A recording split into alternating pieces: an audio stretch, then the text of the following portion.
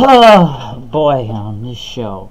Um, before I begin anything that has anything to do with Monday Night Raw, and before we get into this review, I will say this weekend it's been a very sad day yesterday in the world of professional wrestling. There was a lot of deaths yesterday. Very unfortunate to see what happened.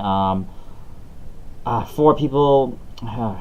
Like I said, it's really sad. Four people died yesterday. I just want to say rest in peace to Nikolai Volkoff, Brian Christopher, aka known better as Grandmaster Sexay.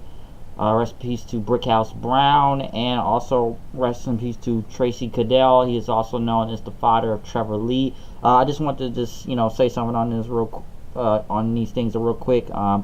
I didn't grow up watching Nikolai Volkoff, when watching wrestling, but I do know the history of him and, what he did back then. I know he won the first WWF Tag Team titles with the Iron Sheik at the first ever WrestleMania, so I do know that. And, he always used the whole stand for the Russian national anthem.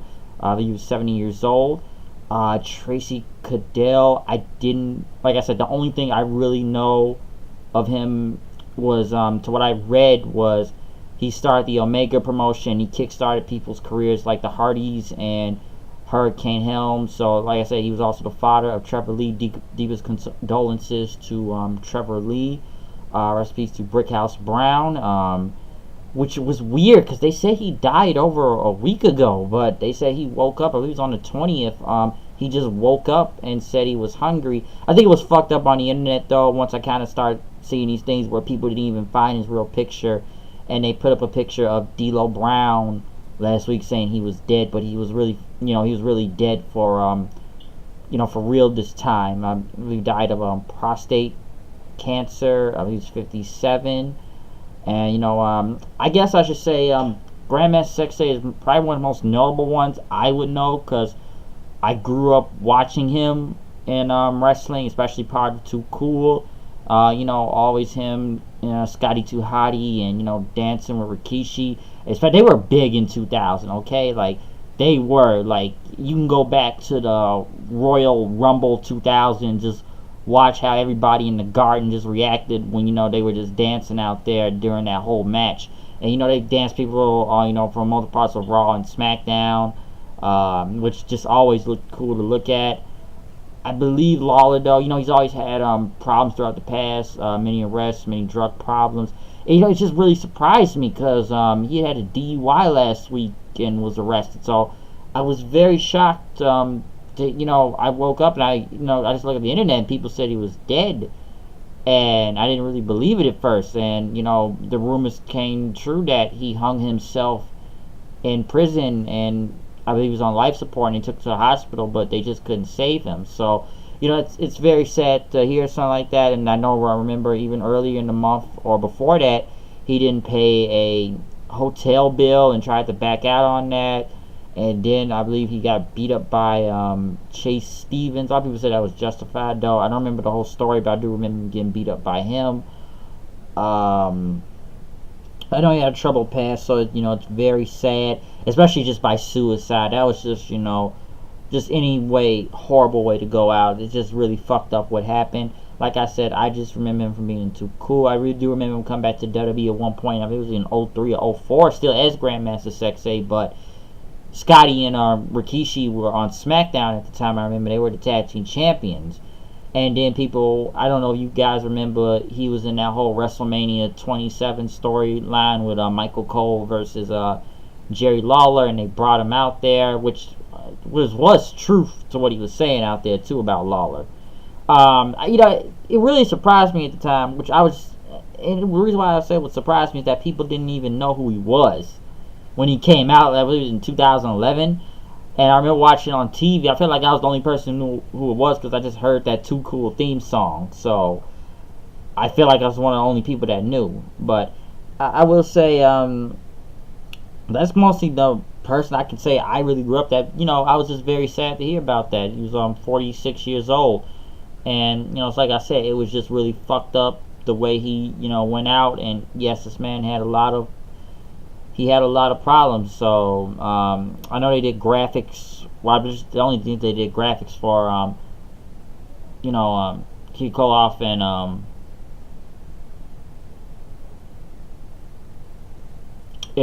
Lawler tonight, just graphics at the beginning of the show, so you really saw that on the and did I just say Nikita Koloff? I'm sorry if I fucked up saying that. I'm sorry.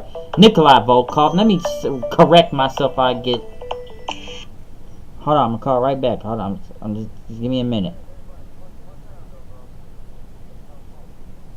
Give me like 15 minutes, alright? Yeah, 411. Alright. I'm sorry about that, but if I said Nikita Koloff, let me just stop myself if I said that, because I fucked up and I already know I'm going to get comments of me getting trashed. Sorry, Nikolai Volkoff. Why the fuck did I say Nikita Koloff for? Sorry about that, but like I said, really, like I said, it was a really dark day yesterday in the world of professional wrestling with many deaths. So, like I said, the one I could say I really knew that I would say confidently was, like I said, the whole Brian Christopher Grandmaster Sexay dying. I know people go on. I know there's been a lot of tribute condolences out there, and I know some people kept going at Rikishi because I know a few years ago at the Hall of Fame he didn't even mention Too Cool, which I'll admit that was really fucked up too. He never even mentioned them because he should have, because they were part of that act. But I'm not really gonna get into that whole story. You can look that up if you want yourself. But like I said, rest in peace to those guys. Very fucking sad. Very dark day in professional wrestling yesterday. But moving on in the review of Monday Night Raw, this bullshit that went on tonight. Finally, the return of the Invisible Champion himself, Brock Lesnar, and Ronda Rousey. As Paul Heyman and Brock were backstage, Roman came out, which you could see boos at both Brock and Roman, when they were on screen. What are they, like 488 days as Brock is champion? Roman came out. Of course, you get the occasional boos, of course. And then he said, Miami has that energy. And what is it? Is it Reigns from Florida, by the way, Pensacola? And he's not getting booed out in his hometown, but, his home state. And, he gave Miami a special shout out. Like I said, people booed. And, he talked about Bob and he respected him, Bobby Lashley, which would have a triple threat. Roman Reigns said, Brock has no respect and he won't show up here, but he can show up in UFC and get in Daniel Cormier's face. And, he's not going to do this in my yard and my face up in here, he says. Paul Heyman came out and then talked about, Roman getting his title shot at SummerSlam, but have you ever heard the definition of insanity when you do the same thing over and over and over, expecting a different result? Which I feel like we see this all the time. Somebody should tell Vince McMahon this, because this whole feud is the definition of insanity. And I don't know how long this will go, but it's like, are we ever going to expect a different result here? Paul Heyman then talked about his spoiler and that the big dog, why'd you go to UFC, try to become a, Brock being a two-sport champion, and, Reigns said, shut up, Paul, just shut up. And he said he wanted Brock out here tonight, as, Heyman says, I'm not done yet, and that, Brock will come out here when he feels like it. And Reigns pretty much went on to say that, I'm going to, Brock better show up at SummerSlam, and if he does, I'm going to send him back to UFC as Roman Reigns' bitch. So, not a bad segment, but then again, this is really happening, folks. SummerSlam, main event. Brooklyn, get ready to boo this shit out the building, because it's coming. Finn Balor went against, I guess he's getting ready to go against Baron Corbin, which I will also say before that, Brock was in the back reading a magazine called The Backwoodsman. And, Heyman asked if he saw what happened out there, and Brock says, I don't watch the show, Paul. Why would I watch the show? Which, can you blame him? Can you blame him, really? Maybe it was a character, whatever, but he is correct. Why would I watch this show? I'm sure he doesn't. We know he doesn't. He doesn't give a shit. And Heyman tried to show him on his phone until Brock threw his phone and went back to reading his magazine. Finn went against Baron Corbin, which actually this match was very long, surprisingly. And the waiter there got the win with the end of days, and Then he threw Finn Balor back outside and then punched him on the barricade.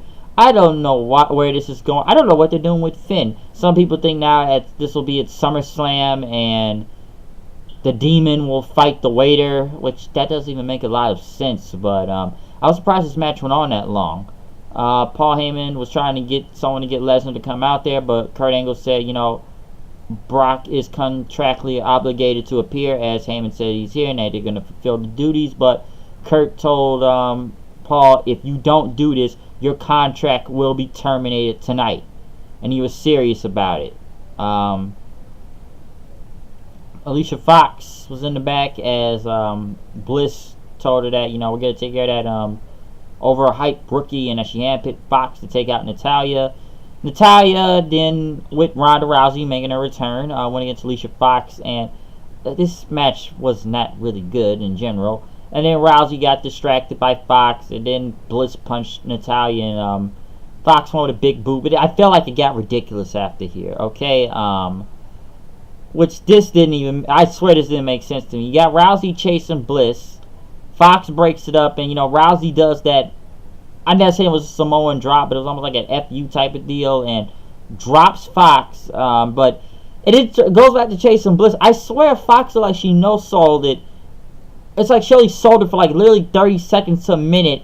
Gets back, throws this weak-ass punch in the back of Rousey. Rousey sells it like she got shot damn near, and then they get the upper hand over Rousey. Yeah, there's a Let's Go Rousey chant, but Fox and Bliss beat her up. That didn't make a lot of sense right there, because she does this devastating finisher, and Fox gets right back up and take her out with one punch. What the fuck? And listen, let me just say this about this feud. I've already said this before. I know this is a match at SummerSlam. That shit don't need to go longer than damn near 60 seconds or at least 90 seconds. This match should not be even 5 minutes, not even 10, none of it. This match needs to be damn near a minute, damn near. Okay, Rousey just needs to destroy Bliss, get over it, get the damn belt off her, and call it a day. I'd be surprised if they put on some full-fledged match out there. But knowing this company, they would do some bullshit like that. Brock was still reading in the back. As Paul said, you need to come out and tonight. But Lesnar said, you're getting under my skin, so I'd rather be home on my couch. And he told Heyman to get him a steak, a baked potato, and some steamed broccoli and get me out of here. And, I feel like they're just taking shit on the internet and we're just putting it on TV. That's what I feel like. Even though this shit is mostly legit and true, we're just taking everything that's on the internet and we're putting it out there. Rousey was in the back with Kurt Angle as he said, you're going to have your first match on Raw tonight against Alicia Fox next week.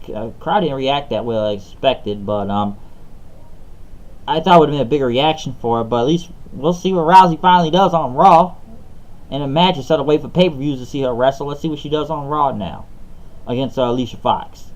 Elias is out there as they pretty much promote this album, and next week, I guess after Raw tonight, which I'm going to look at because it looks really hilarious, the documentary of Walking with Elias, which I actually want to see that now.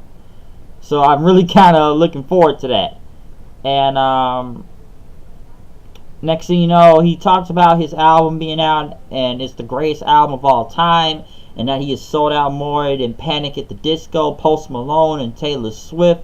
And he says, gotta get it. Amen, amen. He did his Walk with Elias thing, and he could have beaten Drake on the charts, but he blamed Bobby Lashley. So I'm going to go on a limb and say we could forget about this whole triple threat match between Brock, Bobby Lashley, and Roman, because it now looks like we've moved Elias on to Bobby Lashley now for some reason. And Elias talked about the fans and, garbage people like Pitbull and The Rock, which there was a large Rocky chant then, and he was making fun of The Rock then, and you're making a song about Miami, and then Bobby Lashley comes out, and then they start singing Rockin' Robin then. So what am I watching, a Jackson 5 concert out here now? Like Rockin' Robin, tweet, tweet, tweet. Like they really start singing it, and then Elias drops Lashley from behind, but Lashley got the upper hand over him and hit him with a belly to belly out there. Is this a feud now? Because I don't know why we need to see this as a feud. I really don't. That's very strange to me. Why is this a feud? Are we really moving Bobby Lashley on to this? Why? I don't know.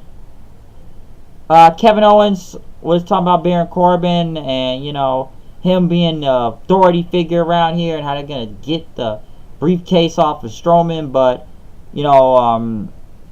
pretty much Corbin says you got to wait till SummerSlam. That's the contract belongs to Strowman right now. So, so that's going to happen. And some people may think that, and somebody pointed this out that, Brock's ducking going. Like, he could be ducking Strowman because he's got the case, or he's ducking Roman or something, because Strowman can cash in at any time, so that can't happen. Strowman went against Jinder Mahal. Kevin Owens came out and grabbed the briefcase. Braun chases him. He threw the briefcase at Sunil Singh, which, Strowman ran him over, and he chased Owens, and Jinder won by count out. So, I guess Strowman's still trying to hunt Kevin Owens around here now.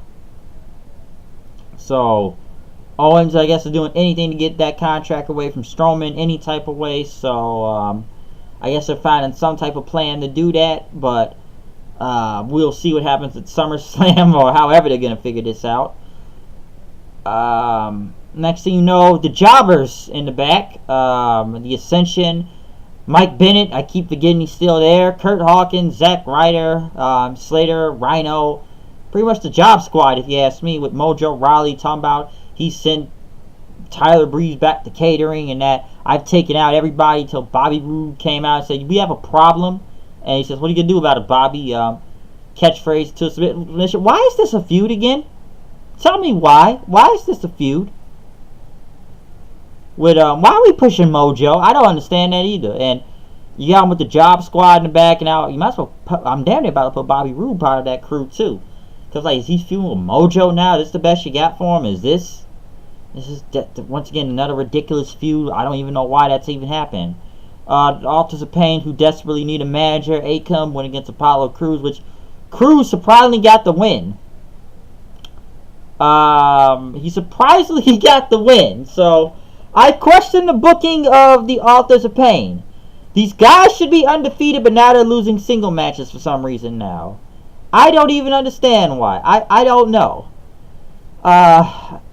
That's just... I guess Titus Brand is now a threat to Authors of Pain for some reason. Where is this going? Where is any of this show going? Dolph Ziggler came out, whose haircut looked like Triple H 03 style damn near. Or, yeah, it looks like 03 Triple H haircut, or... I don't know, man. This guy looks like... he looked like Triple H 03. It really did. And I know people said that, his haircuts look like Shawn Michaels, or... tries to look like Billy Gunn half the time. Was he trying to like all DX members now? Like, I feel like Ziggler trying to cosplay all the DX members. Like, he's always looks like HBK, or tried to look like Billy Gunn, or I don't know. Now he's got that Triple H 03 haircut when he used to come out in a suit in Evolution, and or some people think it could be the Road Dogg next. That'd be funny. Seth went against Drew McIntyre then. A good match, even though it was pretty much in a DQ after he got the curb stomp on McIntyre. Ziggler came in, but Seth Rollins was able to take him out and pretty much hit him with a suicide dive after that, getting the upper hand over them. So yeah, it was a good match, I will say that. We will see. We know it's going to be an Intercontinental title on the line with both of them, which Seth got attacked later on tonight by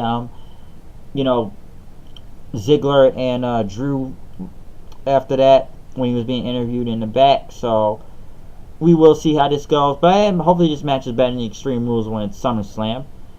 Roman Reigns in the back sitting in the locker room, pretty much looking at what Brock's been doing all night, I guess.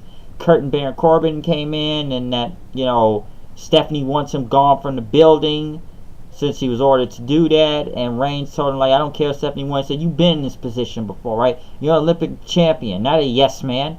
Until Corbin brought in the cops then, and the cops pretty much, took him, even though these guys are probably independent wrestlers. Roman pretty much looked at Corbin and then dropped him with a punch, as Kurt pretty much looked on and, just looked disheveled, since he has to follow orders, which they make him look like a punk every week on this show, or get bitched out by Corbin or Stephanie, instead of showing some balls. We'll get to that later in the night. The B team came out after they showed a Mr. Perfect vignette or classic segment, which was pretty cool to watch.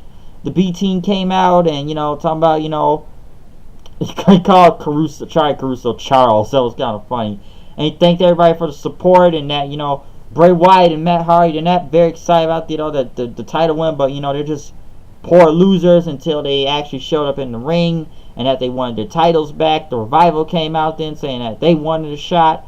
And, the B team said, you guys should discuss this with yourselves. As, the Revival said, we beat Bobby Lashley and Roman Reigns. So, at least the Revival in the title shot. I feel like it's going to be a triple threat tag team title thing at SummerSlam. But finally, the Revival are doing something, which ended an impromptu match between Hardy and Wyatt versus the Revival. But the crowd looks like that they did not care. And come on, there were CM Punk chants and Rusev Day chants in this.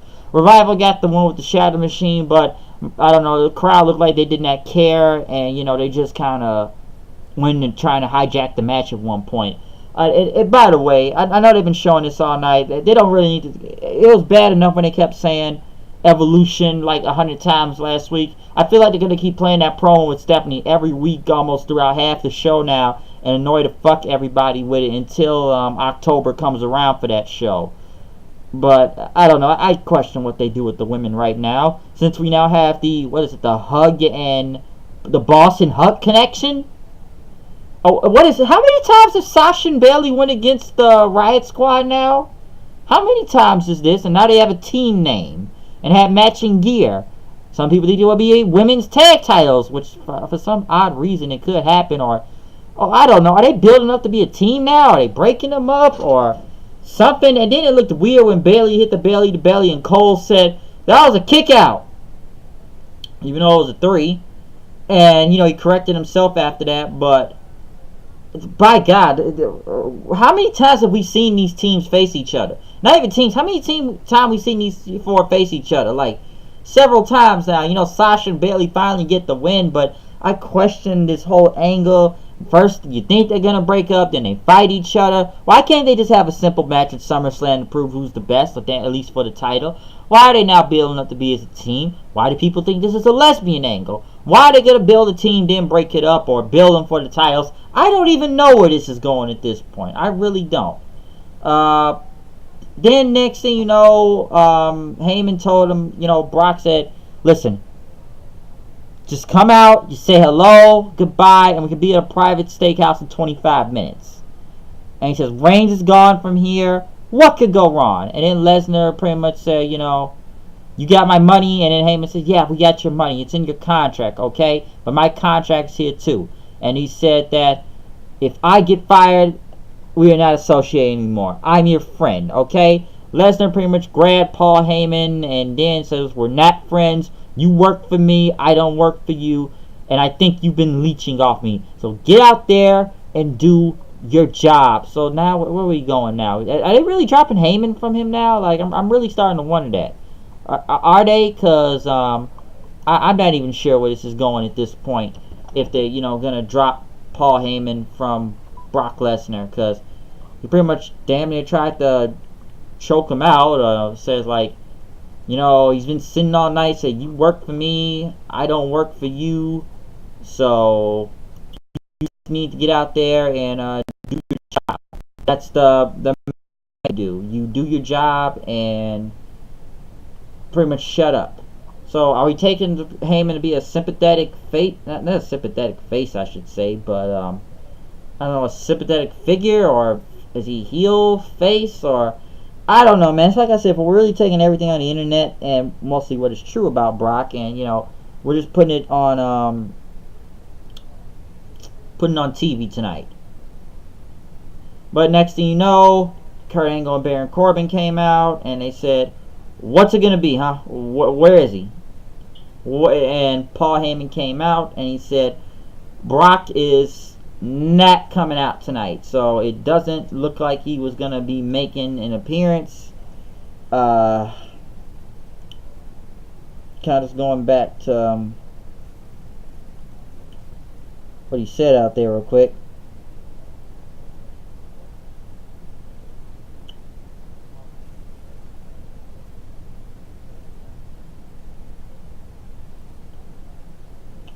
pretty much, what was I gonna say? Yes, Kurt said since he wasn't coming out, Heyman pretty much started, begging an angle as, Kurt says he's the worst Universal Champion ever. The champion actually shows up, okay? He doesn't just hide in the freaking back all the time and do nothing, alright?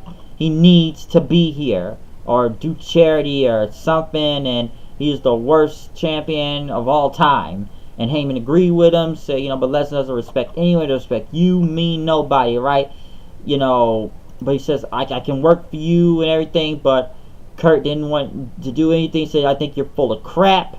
And he pretty much was going to, terminate him from his contract as Heyman got on his knees begging Kurt Angle until Brock's music hit. Paul had a big smile on his face, and, when, he came out and Brock came out, he handed Heyman the title. Heyman held the title up, and, next thing you know, he looked at Kurt and he says, you got a problem with me? And then he F5'd him and then looked like he was going to go for Baron Corbin, but he got out of there. And as Heyman's just laughing and everything, Lesnar pretty much grabbed Heyman and says, you see that? He says, you're hurting me! You're hurting me! I can't breathe. And then fans chanted, we want Strowman or we want Roman. I believe it's been confirmed we want Roman. Then some fans chanted, no, we don't. As Lesnar pretty much looked at Paul and left him there by Kurt Angle then. So,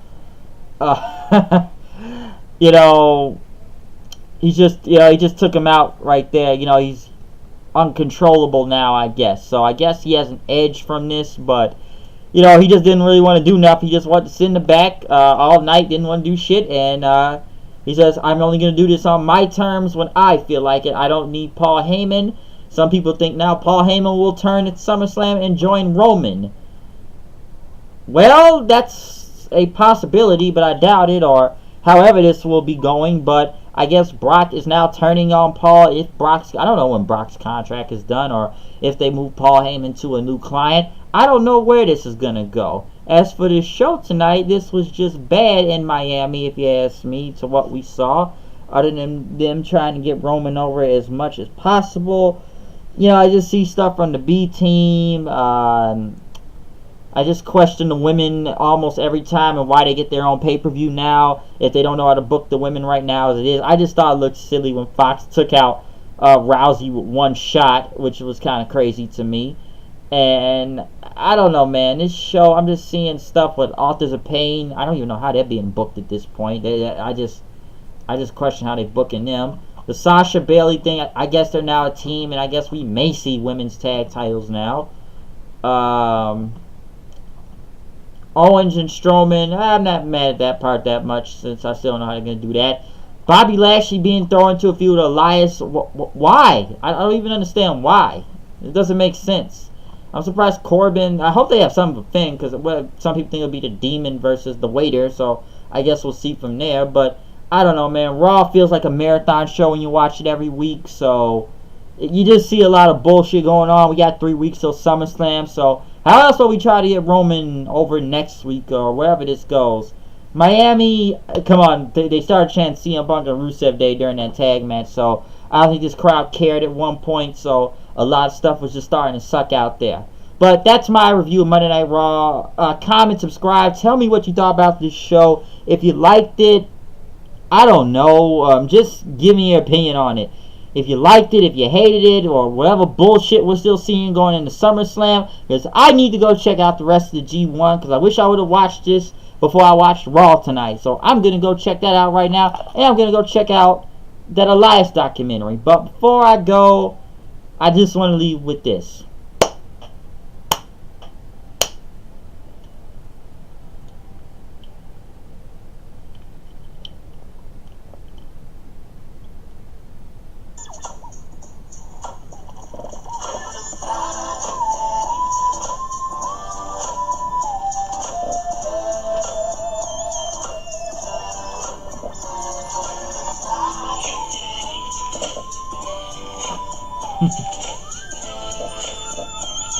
Rest in peace, Grandmaster Sexay.